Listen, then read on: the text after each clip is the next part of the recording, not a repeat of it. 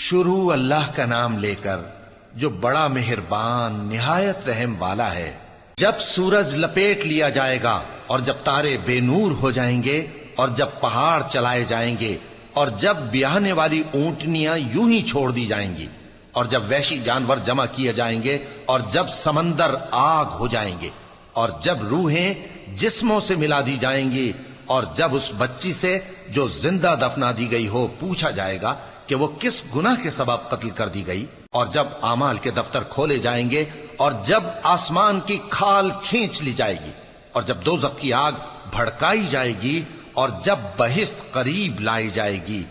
تب ہر شخص معلوم کر لے گا کہ وہ کیا لے کر آیا ہے۔ پس میں ان ستاروں کی قسم کھاتا ہوں جو پیچھے ہٹ جاتے ہیں اور جو سیر کرتے اور غائب ہو جاتے ہیں، اور رات کی قسم جب وہ پھیلنے لگتی ہے، اور صبح کی قسم جب وہ نمودار ہوتی ہے، کہ بے شک یہ قرآن اس فرشتہ عالی مقام کا سنایا ہوا پیغام ہے جو صاحب قوت ہے، مالک عرش کے ہاں اونچے درجے والا ہے، سردار ہے، ساتھ ہی امانت دار ہے۔ اور مکے والو، تمہارے رفیق یعنی ہمارے پیغمبر صلی اللہ علیہ وآلہ وسلم دیوانے نہیں ہیں،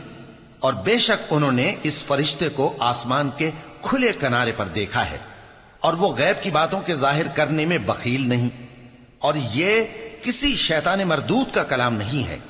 پھر تم لوگ کدھر جا رہے ہو؟ یہ قرآن تو تمام جہانوں کے لیے نصیحت ہے،